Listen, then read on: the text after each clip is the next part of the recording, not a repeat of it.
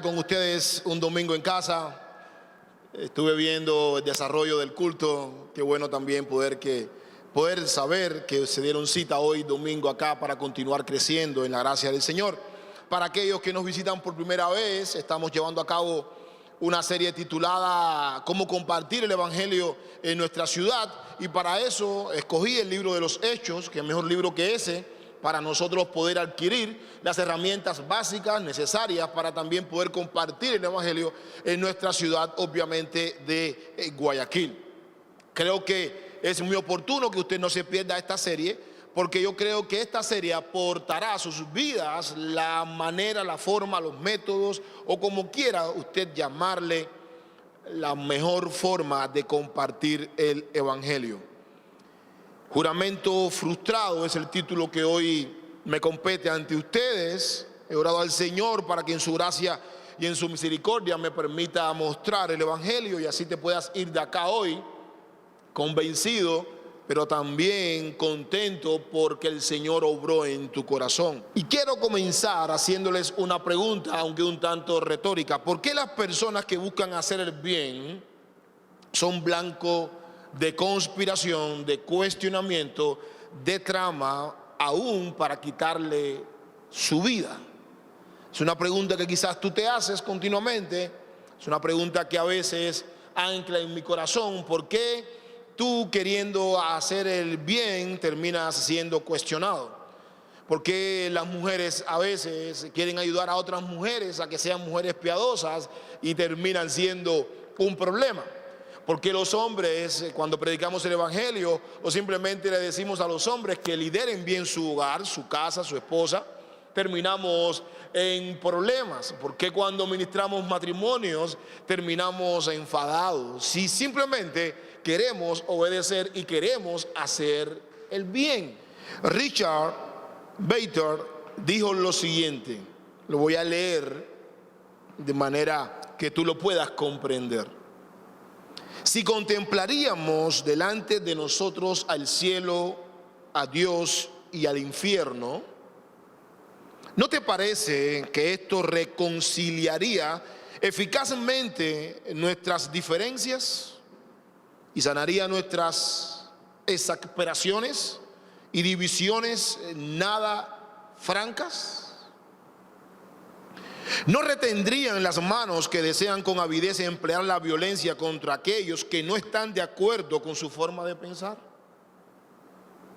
¿Cuántas controversias vanas reconciliaría esta acción? Así como la irrupción del maestro hace lo suyo en las luchas entre los niños de una escuela, de ese modo la mirada de Dios debería amedrentarnos para no utilizar la violencia, que muchas veces no es nada edificativa.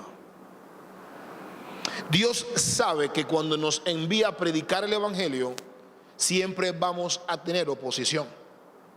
La conspiración, la maldad, la malicia, la intriga formará parte en nuestro proceso. Como dije en sermones atrás, no podemos evitar los problemas. Gracias al Espíritu Santo, que nos ayuda, nos capacita y nos dice que vamos a enfrentar problemas y que no hay nada de paz en la medida que nosotros estemos predicando el Evangelio. Pero Dios soberanamente nos guiará para que sus propósitos se cumplan, aun cuando aquellos estén en contra de nosotros. Aun cuando aquellos quizás digan, voy a detenerlo o voy a detenerla de manera tal que no llegue el Evangelio a mi casa o a mi familia. Creo que en verdad todos los que seamos fieles a predicar el Evangelio tendremos oposición en el trabajo, aún en la familia. Algo ilógico que aún tus seres queridos se opongan al bien del Evangelio. ¿A cuántos no les pasa? Conspirarán contra nosotros, aún tu familia. Ese día que decidiste ir a la iglesia, pues apareció un viaje y te van a cuestionar por ser antifamiliar. Querrán detener el Evangelio. No te metas en problemas en el trabajo, no prediques en el trabajo porque te pueden sacar y después no sabes cómo vas a pagar las tarjetas o la deuda.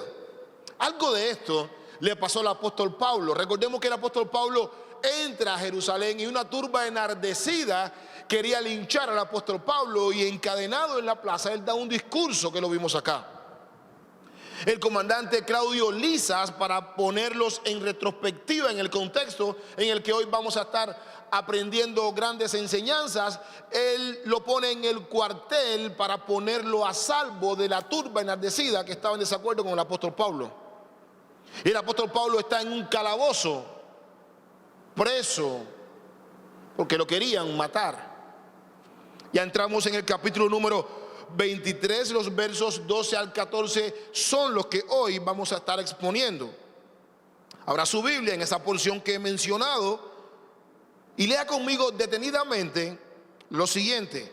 Cuando se hizo de día, los judíos tramaron una conspiración y se comprometieron bajo juramento diciendo que no comerían ni beberían hasta que hubieran matado al apóstol Pablo. Y los que tramaron esa conjura eran más de 40, los cuales se fueron a los principales sacerdotes y a los ancianos y dijeron: nos hemos comprometido bajo solemne juramento a no probar nada hasta que hayamos matado a Pablo. Ahora pues, vosotros y el concilio, avisad al comandante para que lo haga comparecer ante vosotros, como si quisierais hacer una investigación más minuciosa para resolver su caso. Nosotros, por nuestra parte, estamos listos para matarlo antes que él llegue. Pero el hijo de la hermana de Pablo se enteró de la emboscada y fue y entró al cuartel y dio aviso a Pablo. Y Pablo, llamando a uno de los centuriones, dijo: lleva a este joven al comandante, porque tiene algo que informarle. Él entonces, tomándolo consigo, lo condujo al comandante y le dijo: Pablo, el preso, me llamó y me pidió que te trajera a este joven, pues tiene algo que decirte. Y el comandante, tomándolo de la mano y llevándolo aparte, le preguntó: ¿qué es lo que me tienes que informar? Y le respondió: los judíos se han puesto de acuerdo en pedirte que mañana lleves a Pablo al concilio con el pretexto de hacer una indagación más a fondo sobre él. Pero no les prestes atención, porque más de 40 hombres de ellos que se han comprometido bajo juramento a no comer ni beber hasta que lo hayan matado, esperan emboscados. Ya están listos, esperando promesa de parte tuya. Entonces el comandante dejó ir al joven, encomendándole lo siguiente: no digas a nadie que me has informado de estas cosas.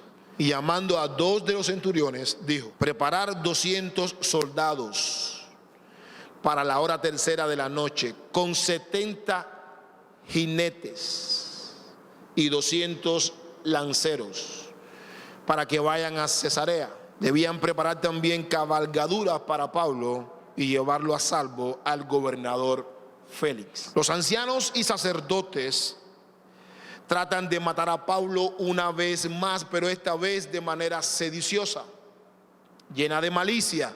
Claudio Lisas interviene en esta emboscada por medio del reclamo del sobrino del apóstol Pablo, que providencialmente escuchó lo que se estaba preparando. Entonces, ¿qué podemos aprender de este juramento frustrado? ¿Qué podemos aprender de esta conspiración en secreto? Porque quizás muchas veces nosotros nos vamos a ver envueltos en estas cuestiones. Aprendemos hoy 2 enseñanzas. La primera es que juraron en secreto acabar con la vida del apóstol Pablo. Las cosas, cuando se hacen en secreto, muchos dicen que tiene mucho éxito. Sin embargo, estas personas se juntaron, aproximadamente 40 hombres que pensaron en cierta medida que estaban haciendo el servicio a Dios. Dividieron el juramento y lo compartieron con los principales sacerdotes y ancianos, que en parte pertenecían al Sanedrín. Lo que quiere decir que tristemente parte del Sanedrín estaba involucrado en la matanza o en la muerte, mejor dicho, del apóstol Pablo. La ceguera de su pasión aseguró su propia derrota.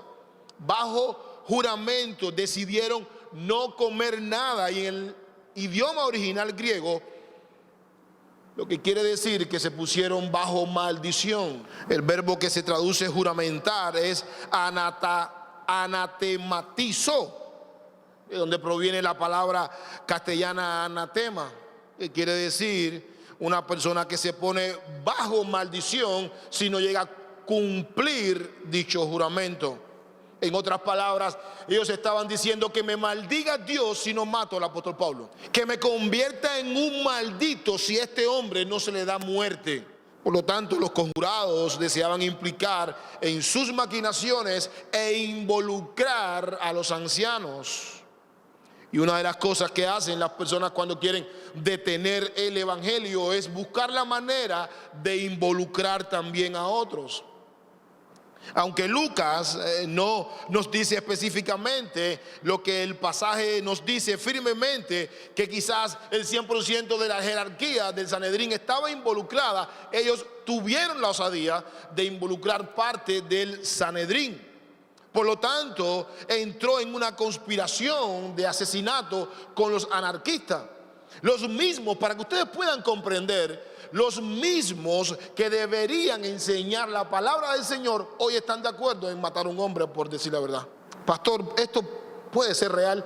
Sí puede ser real.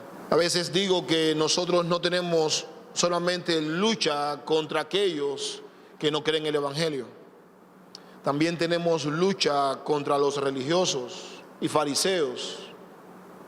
Nuestra lucha no solamente es contra las tinieblas, también es contra otras religiones que profesan en cierta medida el evangelio o la Biblia. Basaron los esfuerzos para eliminar al apóstol Pablo en su religión, en su gran amor desmedido por la ley. Se les olvidó que había un mandato que decía no matarás, pero no es factible ahora cumplir ese mandato. Hay que aniquilar, hay que terminar con el apóstol Pablo. Para eso, si fuera necesario ir en contra de sus leyes y valores, lo harían. No importa el costo, no importa quiénes involucren cuando hay que detener el evangelio. Solo importaba terminar con el ministerio del apóstol Pablo y quitarle la vida. No importa si hay que involucrar hijo, ñaño, ñaña, suegra, o como diría en buen cubano, si hay que resucitar a parte de la familia para involucrarla, vamos al cementerio, los resucitamos y vamos con todo contra el evangelio. Ustedes no saben lo que es capaz de hacer el hombre cuando no acepta la verdad. De manera que la conspiración que Lucas nos menciona acá es sinónimo de complot, maquinación, confabulación e insidia. Y este grupo de conspiradores tenían propósitos sediciosos o clandestinos. De manera secreta juraron invocando el nombre de Dios bajo maldición. Y esto era muy común dentro de algunos círculos del Antiguo Testamento. Por ejemplo, en el primer libro de Samuel 14:24, miren lo que Samuel nos dice en su primer libro. Mas los hombres de Israel estaban en gran aprieto aquel día, porque Saúl había puesto al pueblo bajo juramento, diciendo: maldito el hombre que toma alimento antes del anochecer, antes que me haya vengado de mis enemigos. Y nadie del pueblo probó alimento. Era muy común esto. Y cuando veo la conspiración y la intriga de los enemigos del evangelio, esto me inspira a saber y ver que aunque exista oposición en tu vida, porque tienes que predicar el evangelio, es un mandato. Y si tú estás siguiendo nuestra serie, en ningún momento yo les he dicho que les va a ir bien. Recuerdo, me gusta ver siempre lo que enseño para ver si lo que estuve enseñando está correcto y corregir algunas faltas. Y yo decía que para meternos en problemas con las demás personas solamente tenemos que vivir el evangelio. Y ya te estás metiéndose en problemas con las personas. Ya te ganas el problema por sí mismo. Y lo que me ayuda a entender acá y me inspira a saber que el apóstol Pablo no estaba cometiendo ningún delito, solamente estaba cumpliendo un mandato, ir a predicar el evangelio. Pero me place y me da cierta confianza que Dios tiene el control de todo y sus ojos espirituales están sobre toda criatura, como bien lo dice Juan capítulo 17. Pero para eso debemos ser diligentes, debemos ser sabios, rápidos, entendidos como el apóstol Pablo. Porque el apóstol Pablo sabía que ya el Espíritu Santo le había dicho que iba a enfrentar todo tipo de mal en Jerusalén. Para eso debemos llevar una vida en santidad y obediencia. Para eso debemos llevar una vida de fe y perseverancia, una vida llena y saturada del evangelio. Te lo pongo un poquito más fácil. Pablo no sabía de esta conspiración. Pablo está encerrado en una celda. Dios soberanamente usó al sobrino del apóstol Pablo para salvaguardar la vida de Pablo. Él fue rápido. Él fue diestro, sagaz. ¿En qué? Cuando llegó el sobrino le dijo: corre donde está el comandante y dile lo que tú me estás diciendo. Sagacidad, prontitud, destreza, sabiduría. Es lo que vemos de principio a fin en la vida del apóstol Pablo durante toda su transición. En esta parte, el fin era darle muerte al apóstol Pablo. Aparentemente no hace ninguna diferencia estos actos terroristas de estos judíos con los de los musulmanes, con tal de hacer que sus objetivos avancen. Estos hombres parecen bastante preparados para enfrentar la ira de Roma. ¿Saben una cosa? Si a estos hombres lo atrapaban asesinando a un ciudadano romano, eran ejecutados en el instante. Fíjense en lo que es el fanatismo y la ceguera espiritual. No les importó que Roma los condenara a muerte por asesinar al apóstol Pablo y detener el evangelio. Ellos llegaron a la conclusión: prefiero morir, como hacen los terroristas cuando se ponen bombas y hacen atentados. Prefiero morir, porque muriendo de esa manera estaré dando la vida por la causa de la ley. Pero Él se va conmigo. Sin embargo, esta no fue la última vez que intentaron matar al apóstol Pablo para silenciar el avance del evangelio. Por ejemplo, en Hechos 9, 23 al 24, mira lo que dice: después de muchos días, los judíos tramaron deshacerse de él. Y estamos en el capítulo 23. Pero su juramento, llegó al conocimiento de Saulo. Y esta es la segunda vez. Y aún vigilaban las puertas día y noche con el intento de matarlo. No eran delincuentes, escuchen IFG, no eran delincuentes, no eran sicarios, eran religiosos. Y cuando yo les digo a ustedes que tristemente algunos de los enemigos que tenemos que enfrentar son religiosos, no te estoy diciendo nada incierto. La religión le ha hecho tanto daño a la iglesia de Cristo como la impiedad de los no convertidos. Tristemente es así. En el versículo 15 de Hechos 23 y en el versículo 20 de Hechos 20, en estos dos versículos hay una frase que dice como si. Y esto revela un intento deliberado de engañar intuitivamente, o mejor dicho, escoger desprevenido y aprovecharse de la ingenuidad de las personas. Por eso es que involucran a otros. Por eso es que el mundo está lleno de engaño en el mercado, en la publicidad, en la política, en los testimonios de los cristianos, por mencionar algunas de las áreas. Actuaron con malicia, que es el deseo malicioso de tomar represalias con palabras y acciones. Intentemos matarlo. Vamos a decirle al comandante que estamos muy preocupados como judíos sobre el juicio del apóstol Pablo. ¿Se imaginan ustedes eso? Lo más probable es que si el sobrino no estuviese en escena, lo más probable es que Claudio Lisas le hubiese dicho: ustedes quieren saber, porque de verdad me asombra cómo Claudio Lisas no ve ningún delito en esta persona, y le dice: bueno, está bien. Seguramente le hubiese dicho: sí, llévenselo y miren a ver qué delito es el que él tiene, porque ya no es el egipcio, no hay ningún delito en él, habló en su propio idioma, está bien, vayan y resolvamos esto. Si no llega a ser por el sobrino. Pero tristemente es una gran verdad que la tergiversación de la verdad está a la orden del día. La sociedad rápidamente pierde su confianza en las personas que deliberadamente distorsionan la verdad e involucran a inconstantes y débiles en la fe. La segunda enseñanza que hoy quiero compartir contigo es: la intervención soberana de Dios disuelve el juramento. Ellos llegaron a la conclusión que no debían comer. No voy a probar nada hasta que Pablo no muera. El sobrino de Pablo oye la emboscada y le avisa a su tío. El sobrino del apóstol Pablo quizás escuchó de la conspiración. Aproximadamente este chico debería haber tenido entre 20 y 40 años de edad. Así que si tú no te has casado a los 40 años, eres un joven. Todavía tienes probabilidades. Aquí vemos un chico en esa condición. Tristemente, un instrumento débil, elegido por Dios para realizar una gran obra. No tenemos a este chico, no sabemos su nombre. Lucas lo presenta como el sobrino del apóstol Pablo, pero hizo una obra grandiosa. Se jugó su vida yendo donde el apóstol Pablo y diciéndole que 40 hombres querían matarlo.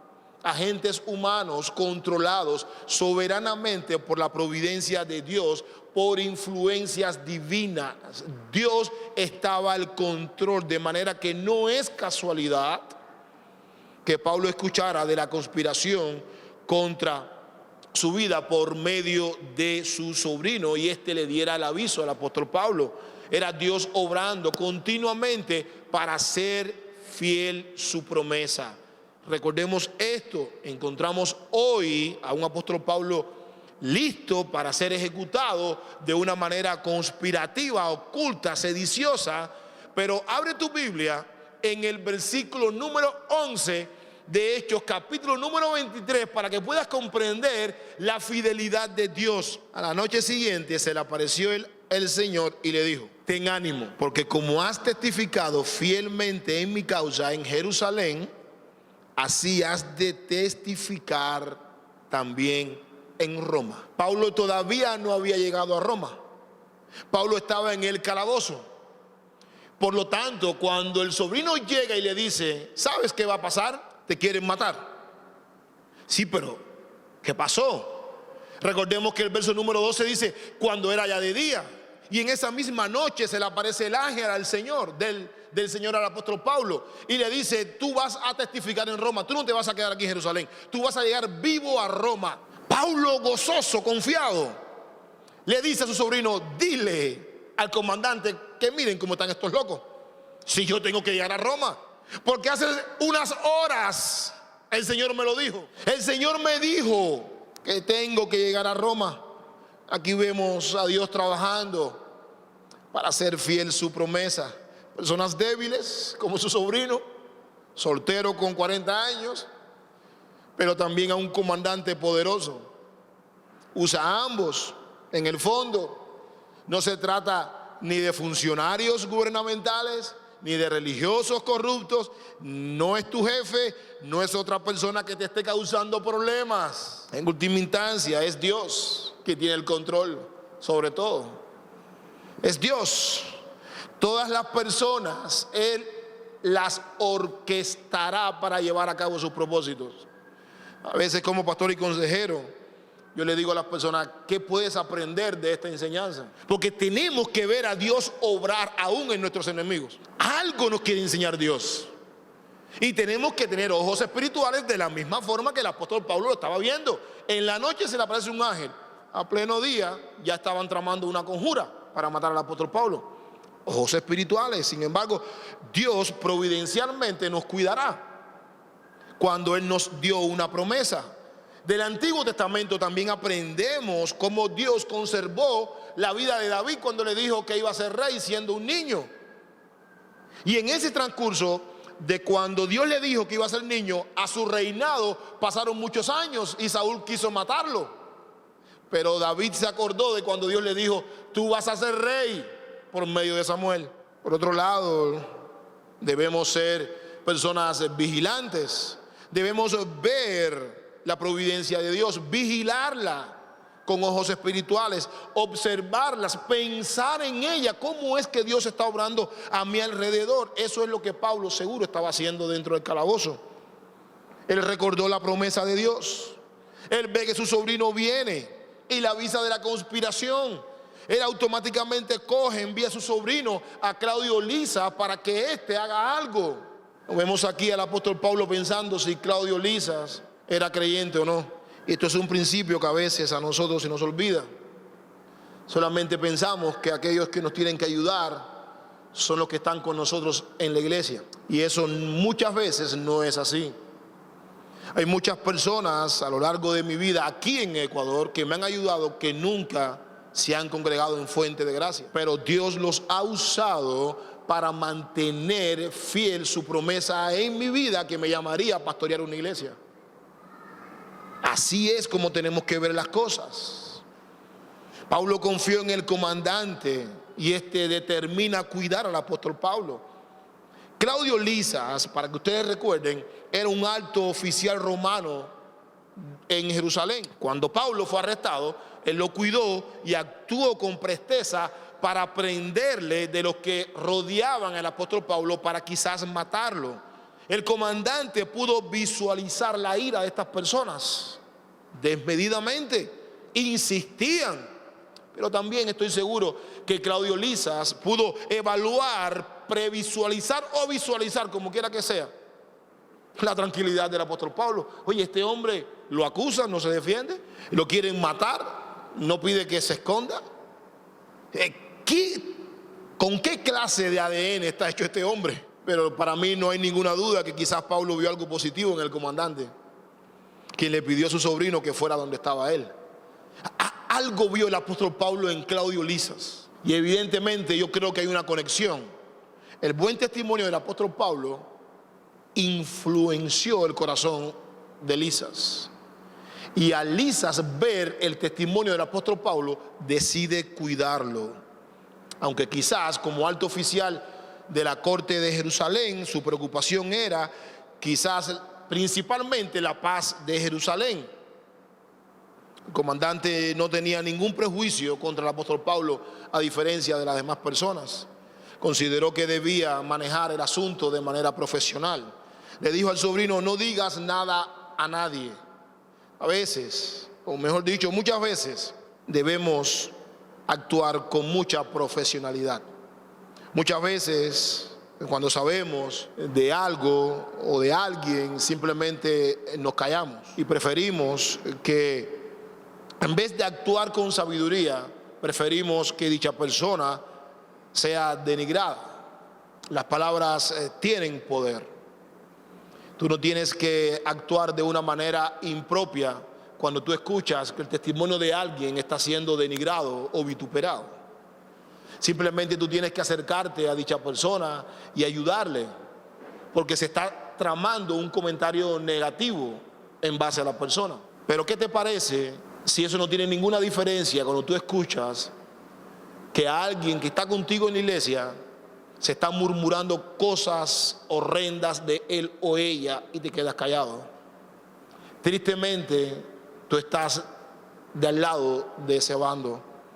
El sobrino del apóstol Pablo pasó y escuchó que querían matar al apóstol Pablo. Y te digo algo, IFG, no solamente querían acabar con la vida del apóstol Pablo, querían acabar con su reputación, querían acabar con su ministerio, querían acabar con su vida en todo sentido, querían acabar contra el evangelio. Cuando nosotros decidimos formar parte de la denigración de una persona, también estamos conspirando. En verdad que las personas tristemente comentan, critican, traman maldades, forman intrigas. En el primer obstáculo que se presente, las personas, lo más probable es que desistan y pensemos que no debemos seguir. Y este es uno de los grandes problemas que nosotros tenemos. A veces pensamos que en el primer obstáculo, en la primera conspiración, en la primera crítica, en el primer cuestionamiento que nos hagan, eso no es de Dios y hay que terminar y buscar a otro. Retrocedemos y no creemos en lo que Dios nos dijo. Dios te dijo que te iba a dar un matrimonio efectivo. Dios te ha prometido que si tú andas de la mano con Él, Él te va a cuidar. Dios te dijo que te va a usar. Hay múltiples promesas para cada uno de nosotros, pero esas promesas tienen que ser probadas.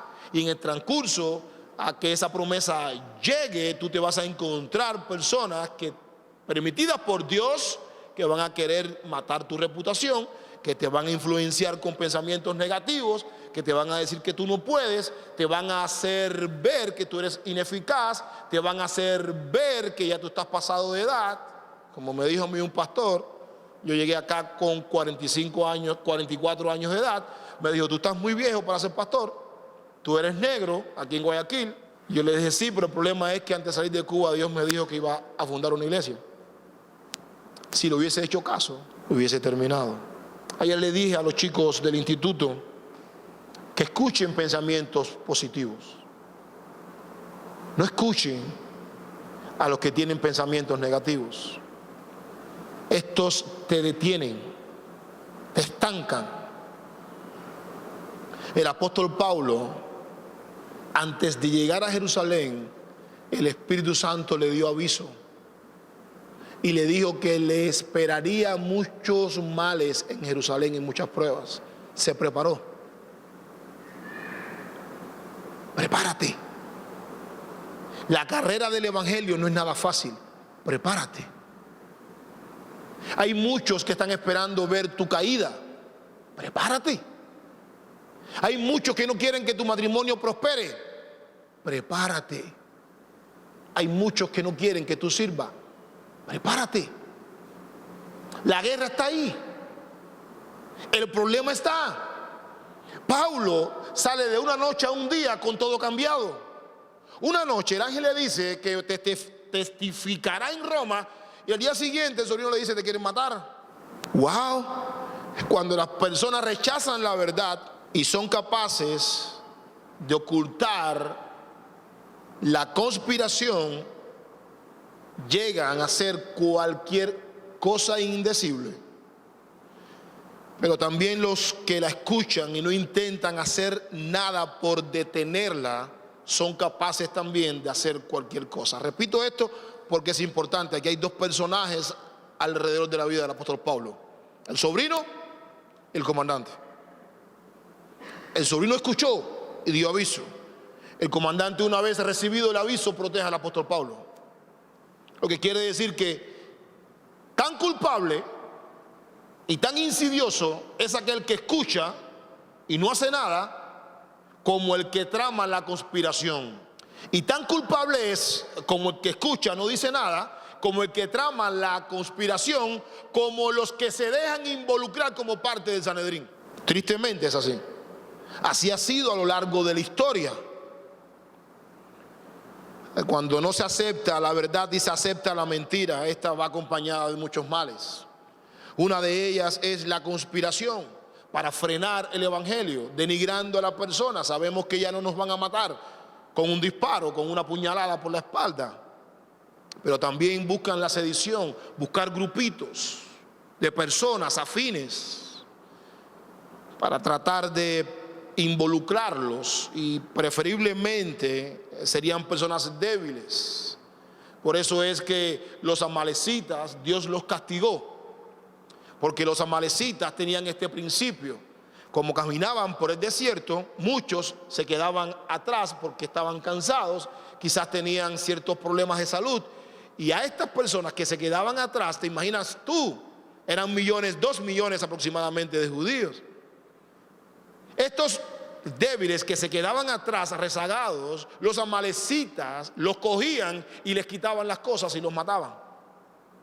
Por eso es que Satanás, y tristemente, por así decirlo, estas personas que quieren detener el evangelio no están buscando las ovejas fuertes dentro de la congregación.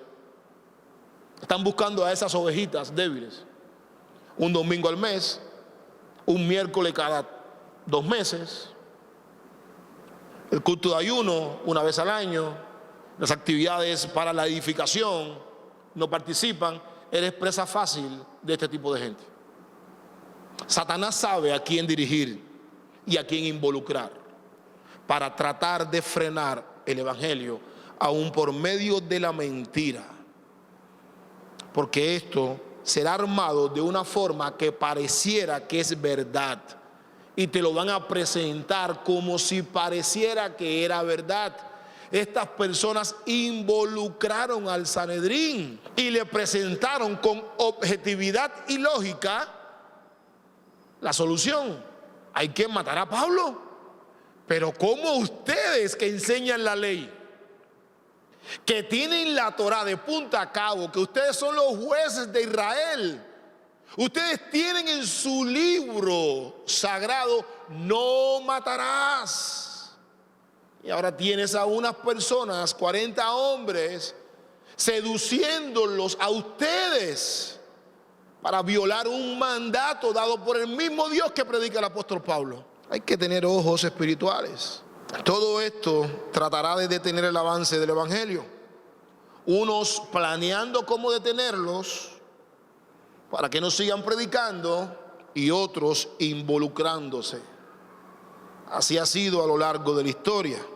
Tristemente, muchos prefieren llevarse al infierno a las personas antes que pasen de las tinieblas a la luz.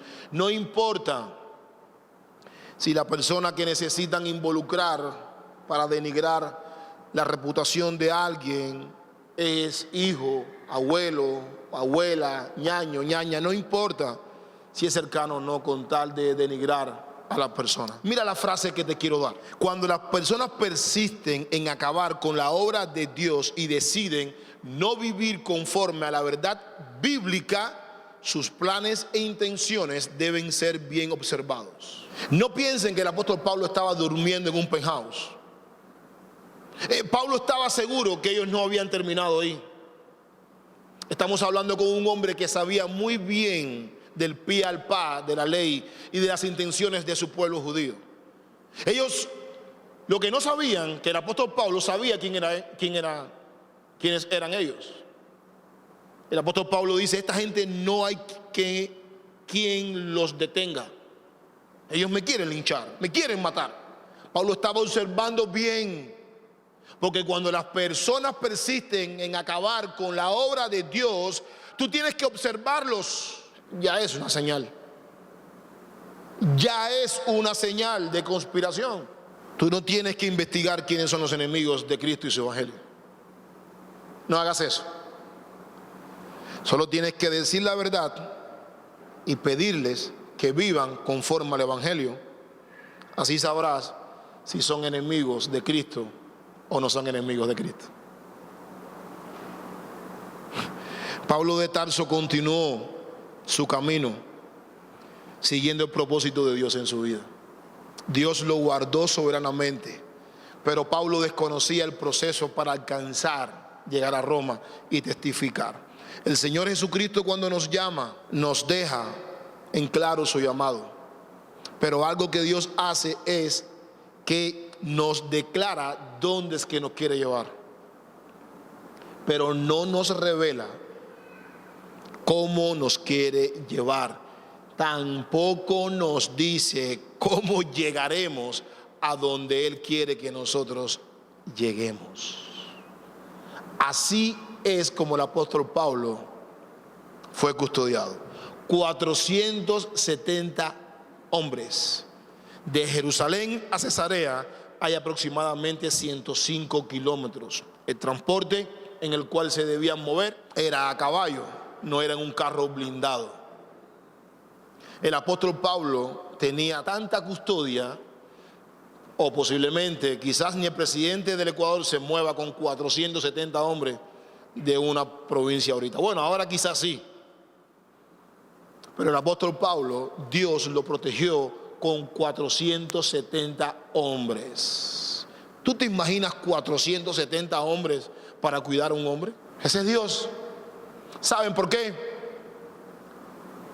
Porque le dijo al apóstol Pablo que iba a testificar en Roma. Dios es fiel. Deja que se opongan a tu vida. Deja que se opongan porque tú quieres vivir el evangelio. Deja que se opongan a tu santidad.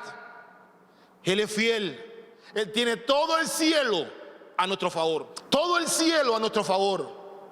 Tenemos un abogado que intercede por nosotros. Ahí delante del Padre tenemos a un Dios moviendo la ficha soberanamente para hacer cumplir su propósito en nosotros, porque Él dijo: yo te he llamado y te bendeciré.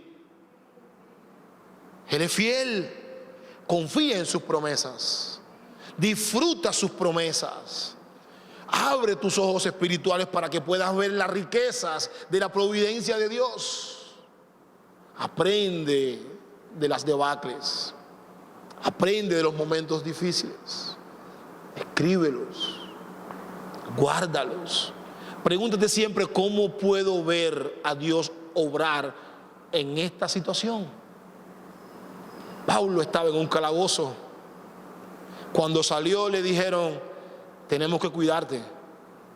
¿Vamos a la guerra? No, que va. No vamos a la guerra. Te vamos a llevar ante Félix. Toda esta gente para ti, todas estas personas para ti. ¿Saben una cosa? Esta era la mitad de los hombres de la guarnición del templo. Dejaron el templo con la mitad para defender al templo de cualquier insurgencia, y esa mitad se la dieron al apóstol Pablo. 470 hombres cuidaron la vida del apóstol Pablo, simplemente porque en el verso número 11, capítulo 23, Dios le dijo a Pablo: de la misma forma que has testificado en Jerusalén, testificarás en Roma. Para esto quiero darte 4 principios básicos. Número 1, nuestro testimonio es importante a la hora de defendernos de los que se oponen al evangelio. Claudio Lisas vio el testimonio del apóstol Pablo, y esto inspiró al apóstol Pablo y a Claudio Lisas a cuidarse mutuamente. Número 2, las conspiraciones contra los siervos de Dios nunca se llevarán a cabo sin el consentimiento de Dios. La vida de Esteban es un ejemplo, la vida de Jacobo también es un ejemplo, pero no van a hacer nada sin que Dios lo permita. Hace algún tiempo un pastor me llamó porque un grupo de personas vino para nuestra iglesia, y él dijo: ¿usted sabe quién soy yo? Y yo le dije: bueno, eres un pastor. No, yo tengo influencia en la Cancillería, en el gobierno nacional. Yo puedo hacer que te deporten para Cuba. Y yo le dije con estas palabras: mi familia no tenía visa, solamente la tenía yo. Y yo le dije: si usted es pastor, usted debe saber que usted no va a hacer absolutamente nada que Dios no le permita hacer. Absolutamente nada. No hacen más de lo que Dios permite que nos hagan. Número 3, debemos acudir con sabiduría y sagacidad a las personas con autoridad para que nos ayuden. No necesariamente tienen que ser cristianos. Claudio Lisas no se estaba congregando en ninguna iglesia. Pablo acudió a él. Debemos acudir a las personas con autoridad para que nos ayuden. Previamente ellos tienen que ver nuestro testimonio. Cuando llegamos a ellos, ellos van a decir: este hombre hay que ayudarlo. Número 4 y último, debemos confiar que Dios en su providencia creará los medios para cumplir sus propósitos. Él te llamó y providencialmente Él va a buscar los métodos. Un sobrino, un tío, un abuelo, no sé, un chivo, una mula, no, la suegra, por ejemplo. Háganle en caso a la suegra cuando hable. Pero Dios va a cumplir sus propósitos. Amén. Padre, gracias por tu palabra.